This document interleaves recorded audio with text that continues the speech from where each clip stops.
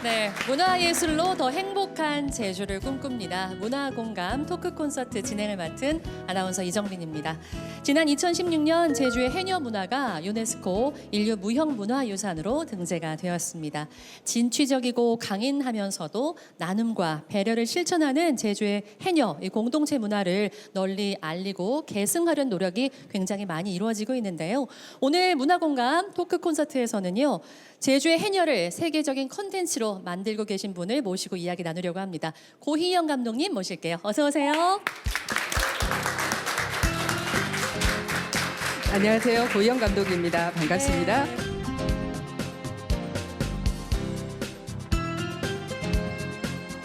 반갑습니다. 네. 요즘 뭐 영화 개봉도 앞두고 있고 새로운 네. 작품도 또 들어가시고 굉장히 바쁘시다고 들었어요. 네, 새 작품 물꽃의 전설 만들어서 올 가을에 관객 여러분들 만날 준비를 하고 있고요. 네. 또 제주도의 그 영화인들을 육성하고 발굴하는 제주 영화학교 담임 교사를 맡아서 그 어느 때보다 뜨거운 여름을 맞이하고 있습니다. 그렇군요. 아니 본인의 작품 만드시는 것도 바쁘신데 또 이렇게 후학양성까지. 오늘 네. 근데 굉장히 하시고 싶은 말씀이 많다 들었어요. 네, 그 제 영화 물숨이 사실 개봉한 지 한 6년 됐거든요. 그런데 영화가 그 상영이 된 이후에도 이제 해외에서 그 물숨에 대한 영화 그 전시와 상영이 계속 이어지고 있거든요. 무려 7년 동안 지금도 계속 그 해외에서 전시가 되고 있는데, 그래서 오늘은 그 이 물숨과 해녀 전시가 왜 이렇게도 세계인들의 마음을 사로잡고 있는지 그 비법과, 그리고 뭐 처음부터 그랬겠습니까? 사실 물숨 만들면서 수많은 시행착오들을 겪었거든요.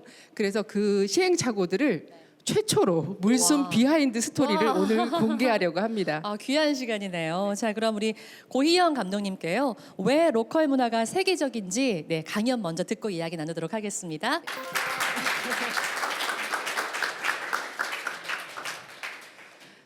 네, 오늘 저는 파랑새는 있다라는 제목으로 우리 제주 문화의 세계화에 대해서 이야기를 해보려고 합니다. 제주도가 보물섬이라고는 많이 얘기들을 하시는데 진짜 무엇이 보물인지, 그리고 그 보물은 원석인지 아니면 가공된 것인지, 이런 거에 대한 그 구분과 개발이 좀 많이 미흡한 것 같고요. 그래서 저는 우리 보물들의 가치를 어떻게 탐구할 것인지, 그리고 우리 것이니까 마냥 소중하고 중요한 거야 라고 이렇게 우기면 절대 안 되거든요.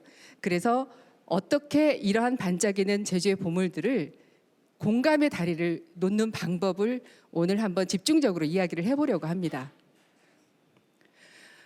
물숨은 2016년에 개봉된 그 이전부터, 개봉 이전부터 해외에서 벌써 반응이 먼저 왔습니다.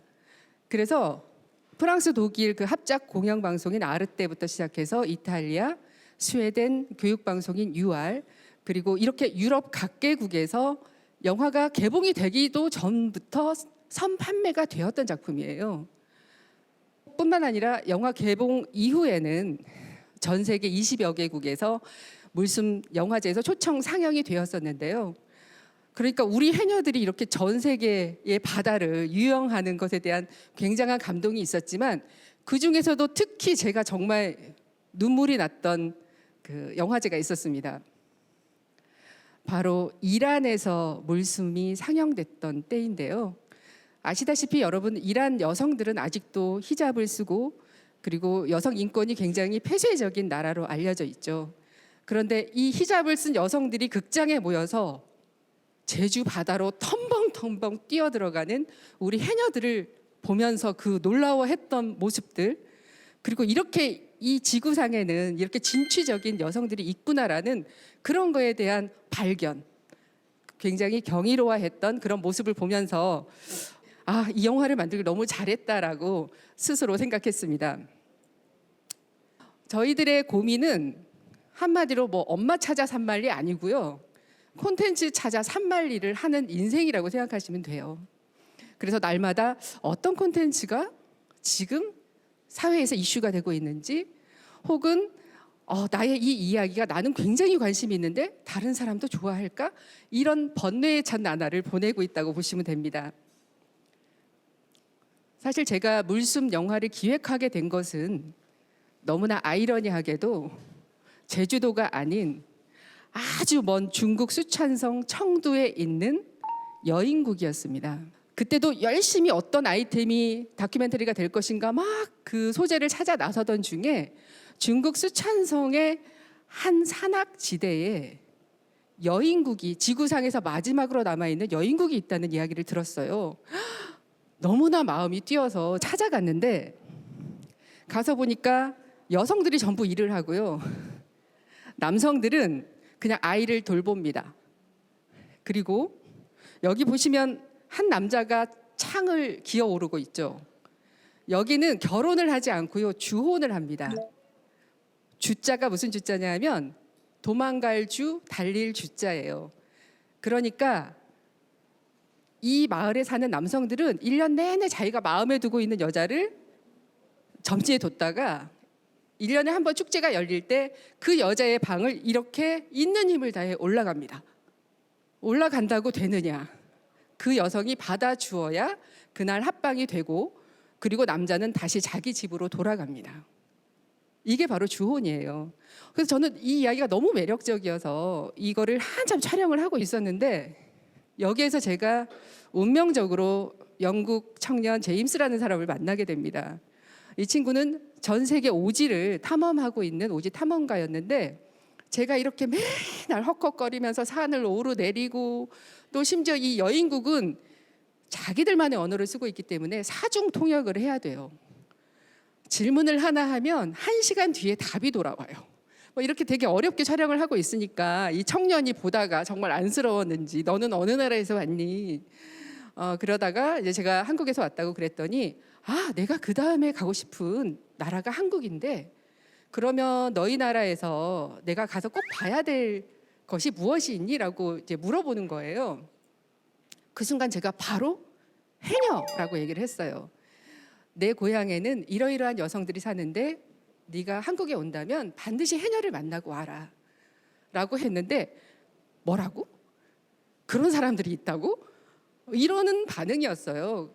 그래서 이 친구가 저에게 그때 했던 말입니다. 만약에 그게 사실이라면, 그런 여성들이 있다면 나는 당장 여기가 아닌 너의 고향으로 돌아가서 나는 그녀들을 촬영하겠어 라고 이야기를 하는 겁니다. 그때 제가 마치 죽비로 한 대 이렇게 딱 얻어맞은 그런 느낌이 들었어요. 다시 해녀에 대해서 인생 최초로 고민을 하게 된 지점입니다. 그렇다면 해녀는 어떤 사람들이지?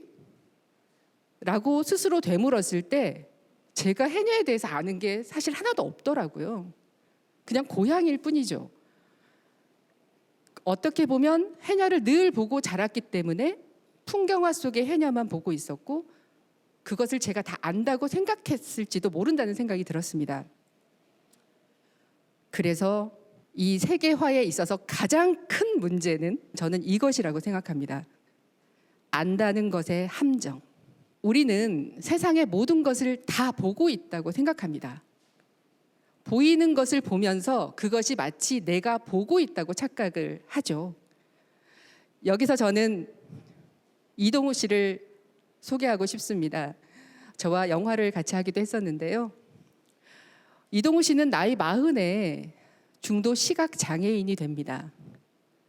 병명은 망막 색소 변성증이라는 아주 희귀한 병인데, 그래도 아직도 웃음을 잃지 않고 굉장히 열심히 살아가고 있는 저의 굉장히 좋은 친구거든요.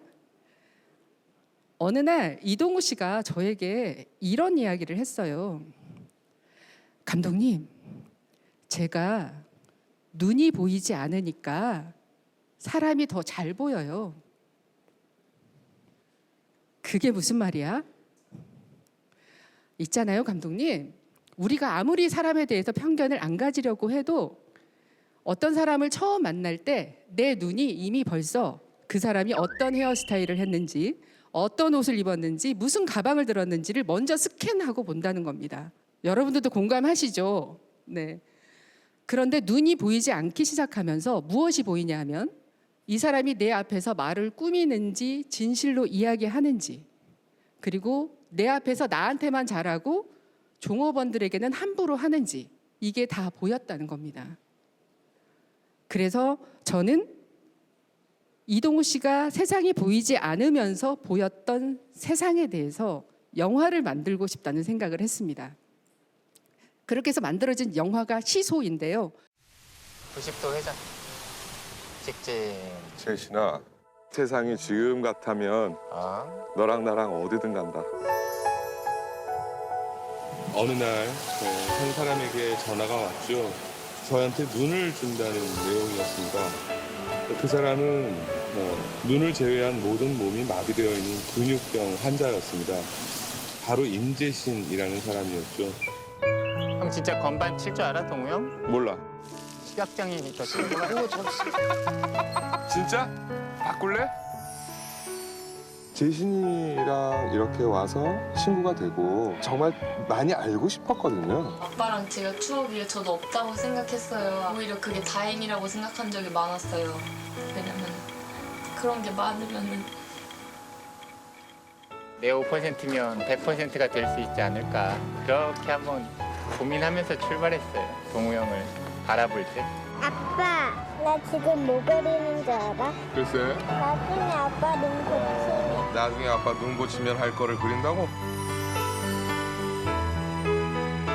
정말 기적처럼 발을 딛고 일어났어. 뭐 어디로 가고 싶어? 가고 싶은 데는 없고 내 딸 볼을 만져주고 싶어. 볼을 만지고 싶어. 자세 나오는데. 언젠가 기회가 되면 너한테 받은 세상을 볼 수 있는 눈, 감사하는 마음으로 돌려주고 싶었어. 형 눈을 준 거구나, 나를. 아니, 네가 나한테 준 거지. 네, 이동우 씨가 왜 우세요, 정민 아나운서님.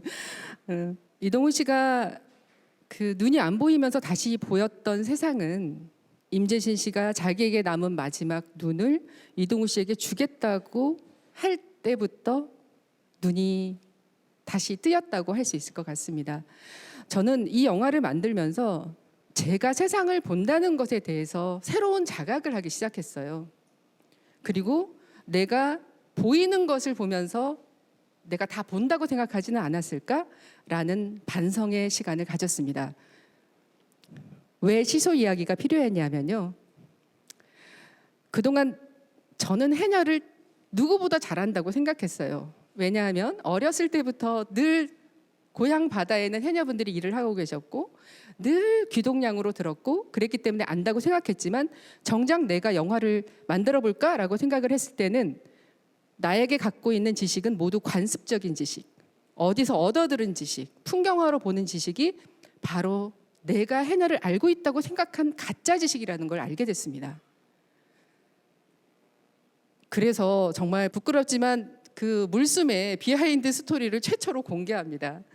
처음에 제가 이 물숨을 제작 기획할 때 처음으로 해외의 디시전 메이커들을 만나는 자리가 있었습니다. 바로 이러한 주제를 가지고 저는 이런 영화를 제작할 것입니다 라고 제작 발표회를 하러 갔어요. 국내의 많은 관계자들은 모두 입을 모아서 아 그래 고희영 감독이 고향이 제주도니까 해녀를 하는구나. 아우 너무 훌륭한 작품이 나올 것 같아. 이런 반응. 그런데 반대로 해외 관계자들은 이런 반응을 보였습니다. 뭐 특별해 보이기는 한데 그것뿐이야. 어머니가 위대하다고 하는데 이 세상 모든 어머니는 다 위대하지 않아? 모두에게 모성애는 있어. 그리고 환경? 전 세계가 다 환경에 대한 고민을 하지. 이 정도였습니다. 그래서 저는 그때 너무 충격을 받은 거예요. 아니 무엇이 부족한 거지? 이렇게 훌륭하고 이렇게 특별한 해녀들이 왜 이 사람들 마음에는 건너가지 않는 거지? 라고 잠깐 혼돈 상태에 빠졌습니다.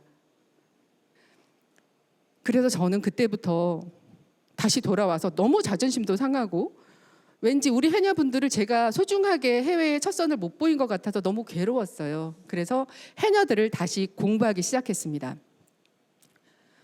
혹시 해녀의 정의에 대해서 말씀을 해봐 주실 분이 계실까요? 객석에서 해녀의 정의, 해녀는 어떤 사람인가요?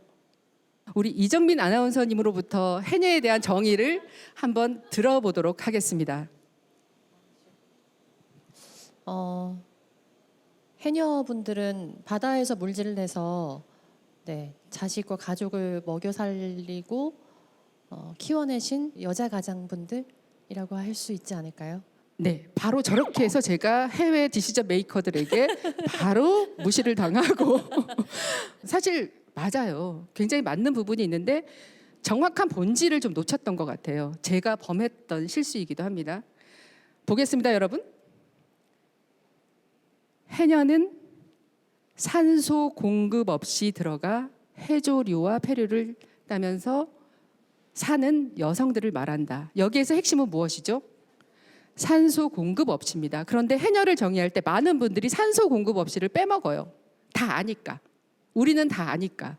그런데 저게 굉장한 키포인트입니다. 그래서 제가 다시 원점에서 공부하면서 저 단어를 붙잡고 씨름하기 시작했고요.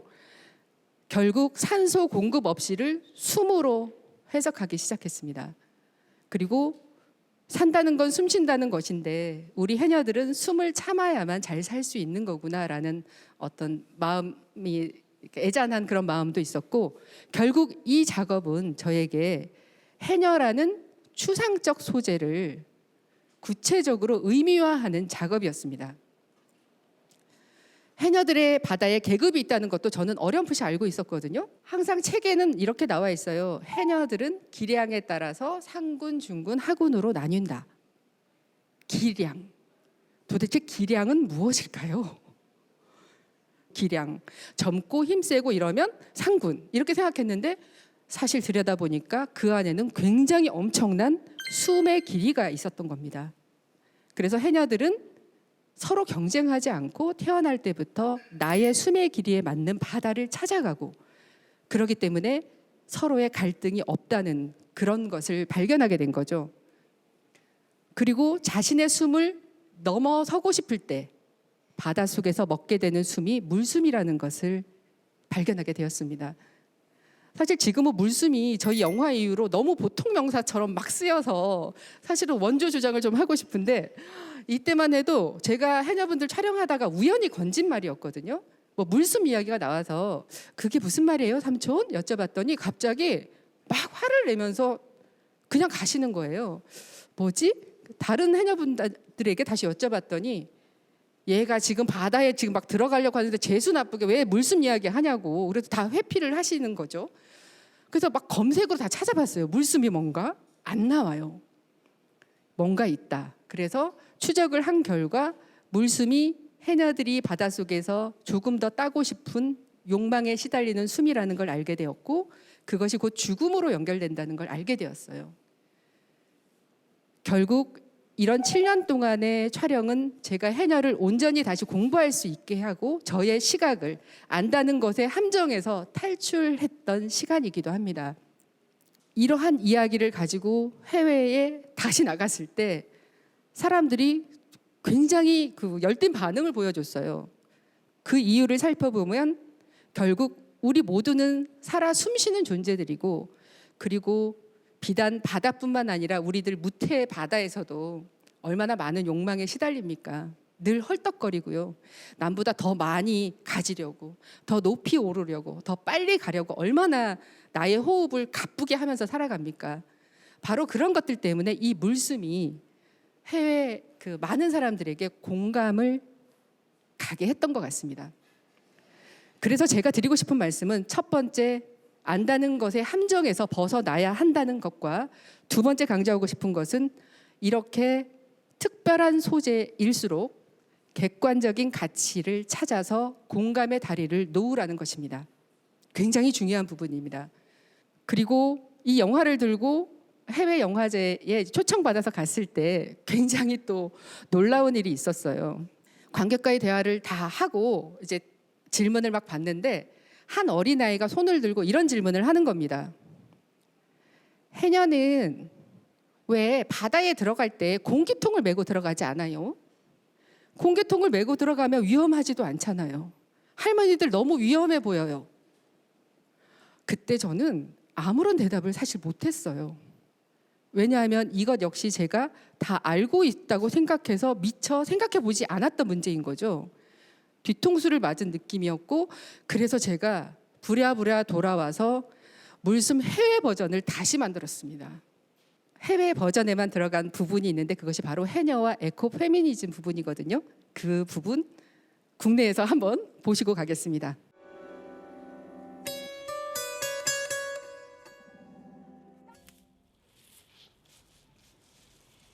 마을 해녀들의 뜻을 종합해 물질 결정이 떨어지면 해녀들의 손이 바빠진다.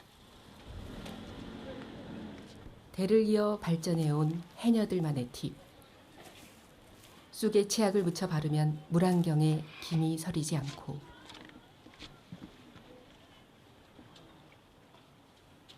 귀에 물이 스며들지 않게 하기 위해 껌으로 귀마개 하고,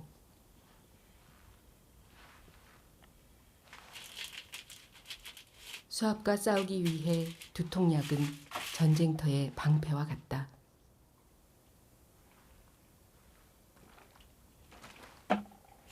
해녀촌은 장비들을 최종 점검하는 정류장. 물안경, 뽕돌이라 부르는 연철, 그리고 비창과 호미가 잠수 장비의 전부이다.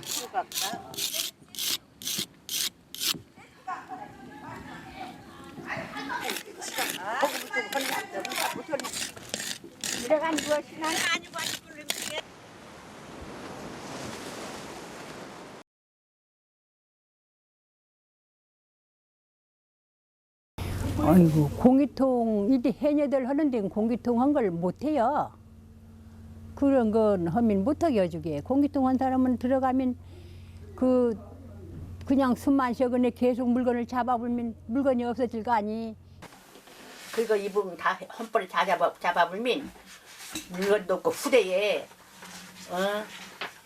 해녀 나오면은 멋을 잡아먹겠냐. 약속이라보라 그거 한 사람은 많이 하고 우린 이대로 이행행 거기 약속이 있어서는 그런 거 하질 못해. 네, 사실 다시 이거 보충 촬영하는데 해녀 삼촌들이 엄청 저를 욕했어요.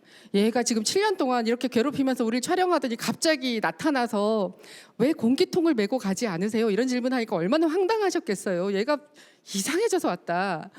그런데 이런 바보 같은 질문을 계속 하다 보니까 뭔가 대답을 하시기 시작하셨어요. 너무 감동적이지 않아요? 우리가 다 잡아버리면 후대 해녀들 잡을 거 없잖아. 이건 우리들의 아름다운 오래된 약속이야. 라는 너무나 귀중한 사실을 발견하게 된 거죠. 그랬더니 정말 냉대를 했던 사람들이 갑자기 제가 발표를 하고 나니까 다 일어서서 기립박수를 치는 거예요.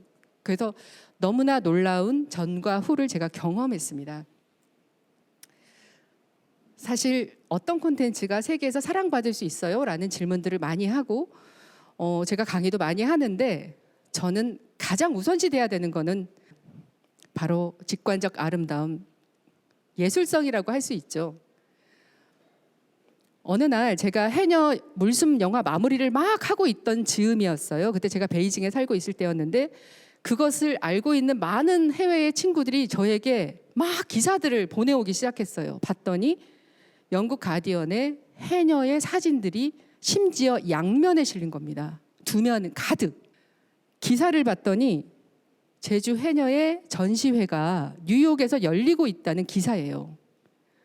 여러분, 기사로 치면 단신이잖아요. 짧게 끝나는 단신 기사인데 양면에 해녀 사진이 실린 겁니다.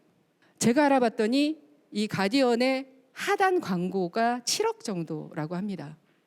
그런데 이 양면을 다 썼을 때 이것은 저는 이 사진이 가진 힘, 매력이라고 생각하거든요. 이 사진 작가의 동일한 그 해녀 사진이 뉴욕 타임즈에 실린 것을 제가 그 다음에 찾아서 봤고 월스트리트 저널에도 같은 작가의 사진이 실렸습니다. 뉴요커, 베네통의 표지 사진에도 실렸습니다. 어찌나 그 브랜드다운 색깔을 삼촌이 잘 맞춰 입으셨죠?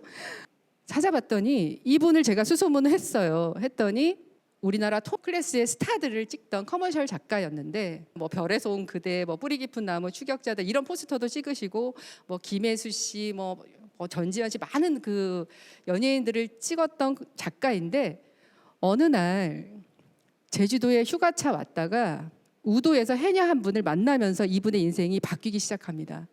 그 순간 숨이 멈출 것 같았대요. 그래서 서울에서의 모든 삶을 청산하고 내려와서 제주도로 완전히 와서 전역을 돌아다니면서 260여 분의 해녀분들을 촬영했습니다. 운명을 스스로 만든 거죠. 힘든 운명을. 그래서 이분들 사진을 보시면 여러분 한번 잘 보시기 바랍니다. 이 사진.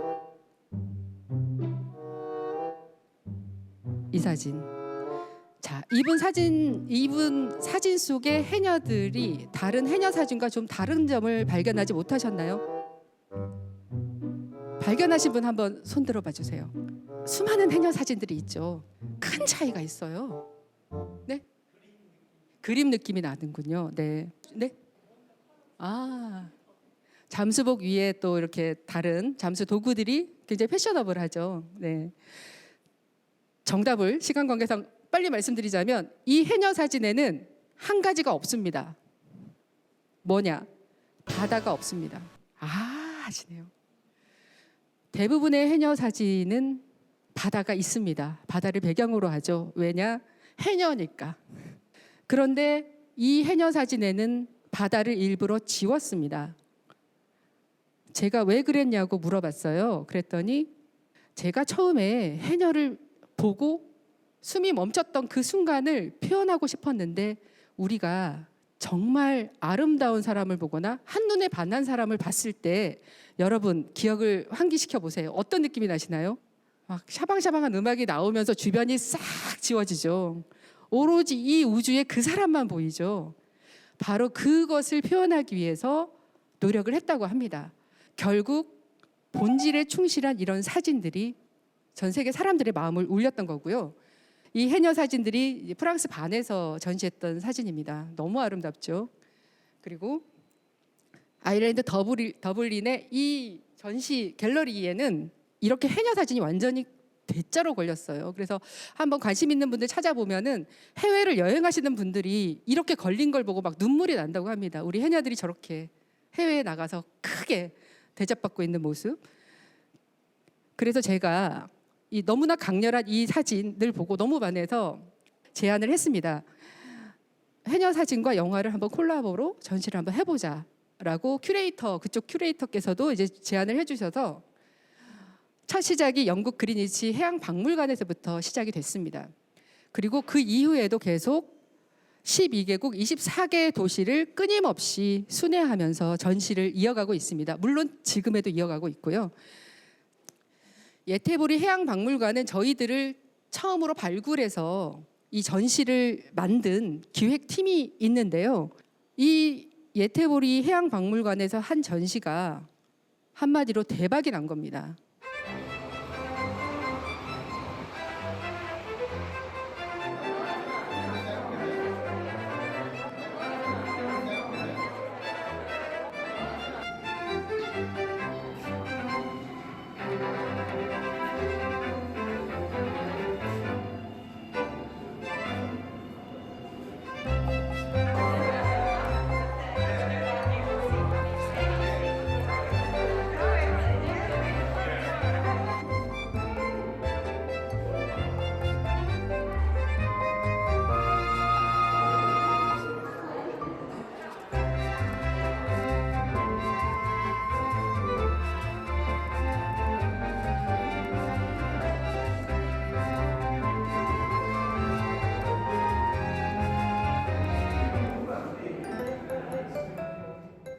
그래서 이 전시회가 대박이 나면서 저희가 그 스웨덴의 일간지 막 그 일면에 나는 이런 그 영광도 누렸는데 어느 날 낯선 메일을 받게 됩니다. 영국의 대표적인 그 브랜드인 프린이라는 이 디자이너들한테서 온 연락인데요. 이분들이 그 마이클 잭슨, 뭐 비욘세, 미셸 오바마의 옷을 제작하시는 굉장히 유명한 디자이너들이랍니다. 그래서 저희들의 그 전시에 영감을 받은 이 사람들의 작품이 어떻게 탄생했을지 궁금하시죠? 이제부터 보여드리겠습니다.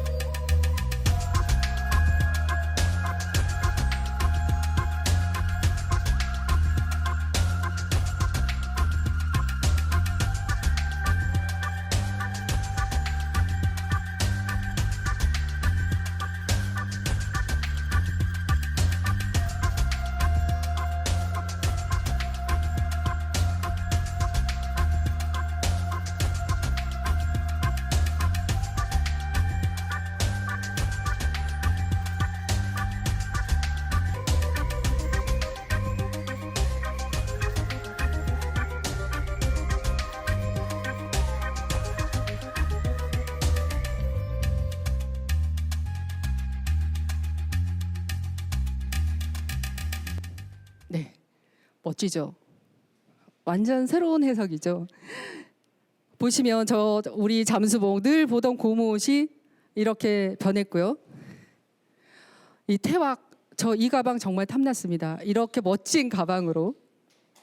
그리고 누가 알았겠습니까? 우리의 우뭇가사리 천초. 우미로 그 냉국만 해먹을 줄 알았지 이것이 이렇게 멋있는 신발로 변할 줄. 이게 그 당시 2018년도에 굉장히 핫했다고 합니다. 반응이. 그리고 이 태왁과 망사리가 이렇게 멋진 가방으로 변했습니다. 이 디자이너들이 저희들에게 물어봤던 것 중에 굉장히 재밌었던 게 해녀들 패션이 너무 멋지다고 혹시 전문 코디네이터가 있냐고 물어보시더라고요. 그래서 아니라고 해녀분들이 스스로 낡은 이불 호청 뜯어다가 조끼 만들고 그렇게 입으셨던 거라고 하는데 너무 아름답다고 찬사를 보내주셨습니다.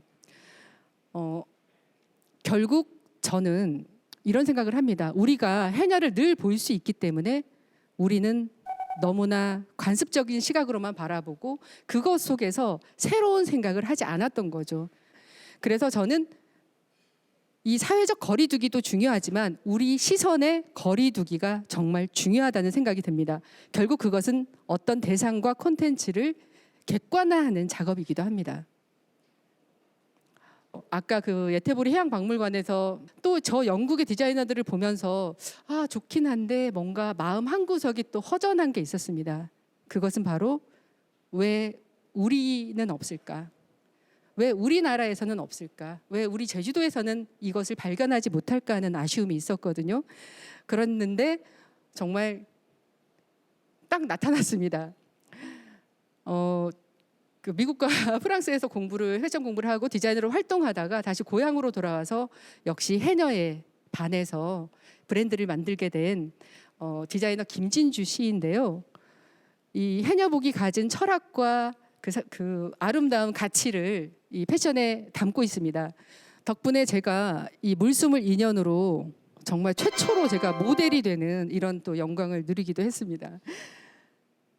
어쨌건 물숨 하나가 가진 이 콘텐츠가 결국은 원소스 멀티 유즈라는 하나로 다양한 콘텐츠를 재생산하는 과정에 저는 성공했다고 감히 말씀드릴 수 있는데요. 왜냐하면 마지막 작업은 그림책이었습니다. 여러분들 많이 좋아하시고 사랑해 주시는 그림책인데 사실은 이 에바 알머슨이 상하이에 전시를 갔다가 우연히 호텔에 놓인 책을 봤는데 거기서 아까 보셨던 그 김영선 사진작가의 사진을 보고 도대체 이 사람들이 누구야? 해녀? 그래서 급하게 비행기표를 바꿔서 제주도에 왔답니다. 와서 해녀분들을 바다에서 하염없이 바라보다가 바르셀로나로 돌아갔다고 해요.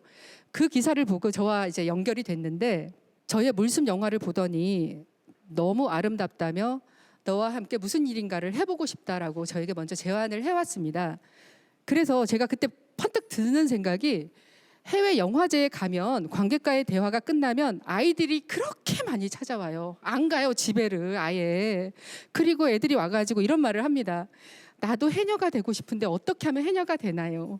그리고 해녀에 대해 더 알고 싶어요. 더 알고 싶어요. 그런 책이 있나요? 이런 이야기들을 너무 많이 들었어요. 그래서 제주도로 건너와서 우도에 저와 함께 들어가서 그림책을 그리게 됐습니다.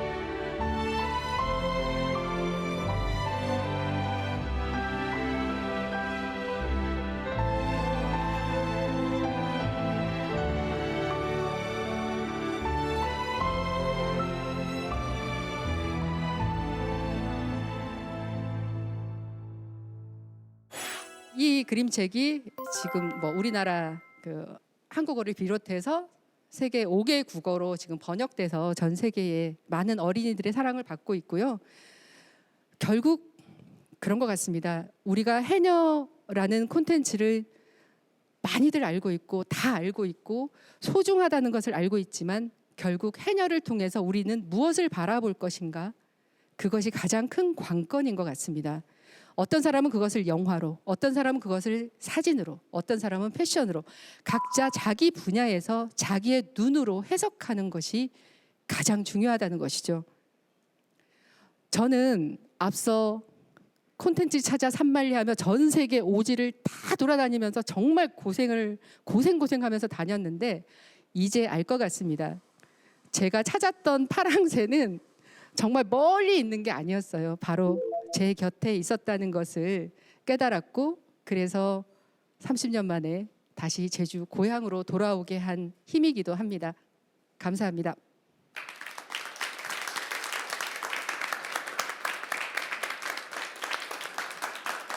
네, 우리 고희영 감독님의 강연 잘 들었습니다. 네. 안다는 것의 함정이란 말이 그렇죠. 진짜 가슴에 쿡 와닿네요. 그렇죠. 정말 제주에서 나고 자랐기 때문에 당연하다고 생각했던 것들을 그렇게 생각하면 안 되는 거구나. 네. 정말 새로운 시선으로 알게 되었고요. 그러니까 저의 시행착오기 때문에 네. 그리고 또 그 아까 앞서서 이제 본 강연에서 또 이 제주의 해녀의 콘텐츠가 정말 다양하게 이렇게 또 사용될 수 있다는 게 놀라웠는데 여기 또 아까 말씀하셨던 김진주 디자이너께서 직접 나와 계시다고. 네, 정말 어렵게 보셨는데요. 예, 네. 어디에 계신가요? 네. 안녕하세요. 네, 반갑습니다. 예. 네. 일단 잠깐만요. 이야기 나누기 전에 두 분이 커플 목걸이를 하고 나오셨네요. 잠시만요. 의미가 있는 건가요? 해녀복이 이제 오렌지 색깔, 이제 제주 감귤색으로 코팅이 되어 있는데 이제 물질을 하시다 보면은 이게 점점점 오렌지 색깔이 벗겨지면서 여러 가지 이게 그라데이션이 생기거든요. 그라데이션이 예. 자연스럽게. 예, 자연스럽게 되게 색감과 질감이 되게 독특한데 이제 그것을 저는 이제 업사이클링 해가지고 예, 액세서리를 지금 만들고 있어서 저희 감독님한테도 하나 드리고 예. 사실 업사이클링 제품들이 굉장히 많은데 해녀복 가지고도 많이 하고 있는데 사실은 이 정도의 퀄리티가 나오기 굉장히 어려울 것 같은데 제가 굉장히 애용하고 있는 목걸이입니다. 그렇군요. 고희영 감독님과 함께 아까 보니까 뭐 사진도 찍으시고, 네, 모델로 데뷔했어요. 모델로 네, 네. 하시면서 작업을 함께 하셨는데 어떠셨어요? 일단은 제가 아까 오늘 강연 들으시면서 여러분들도 해녀에 관해서 되게 새로운 걸 많이 네, 발견하셨을 거예요. 저도 해녀에 대해서 새롭게 알게 된 게 고유영 감독님의 물숨 영화를 통해서 처음으로 그 에코페미니즘에 대해서 제가 알게 됐고 이 해녀복을 실질적으로 이렇게 재활용한 상품, 패션 상품만을 여러분한테 소개하려고 하는 게 아니라 그런 해녀들의 그런 주체적인 마인드를 가지고 되게 자주적인 삶을 살아가는 전문적인 현대 여성을 대변하고자 하는 게 저의 목표거든요. 그래서 고영 감독님이야말로 가장 이상적인 모델이었죠.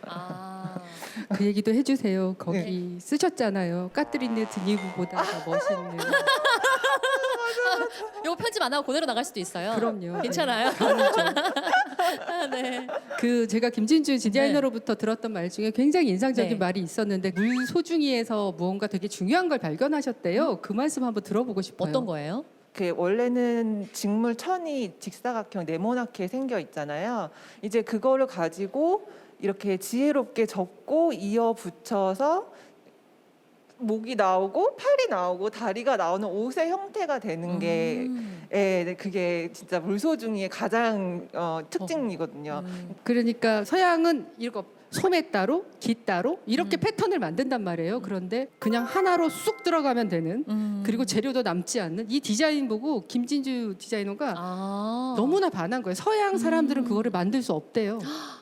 설명해줘도 모른대요. 완전히 상반된 개념인 거죠. 그 옷과 그 인간의 몸을 바라보는 그 시선 자체가 아예 정반대거든요.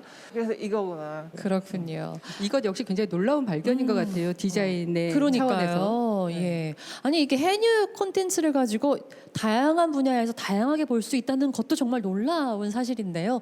아마 얘기 들으시면서 궁금한 점들이 우리 방청객분들도 계실 것 같은데 손 들고 좀 질문해 주시면 감사하겠습니다. 어느 분 먼저 좀 질문 받아볼까요? 네. 네네. 제가 그 엄마는 해녀입니다를 읽으면서 그 주인공이 실제 해녀분이시더라고요. 그래서 어떻게 그렇게 인연이 닿아서 그분의 이야기를 쓰시게 됐는지 그게 좀 궁금했어요. 그 7년 동안 촬영을 했으니까 얼마나 많은 분들을 만났겠어요. 이제 그 중에 한 분이셨는데 제가 그 중국 베이징에서 한 10여 년을 살고 있었거든요. 물숨 영화 제작할 네. 때도.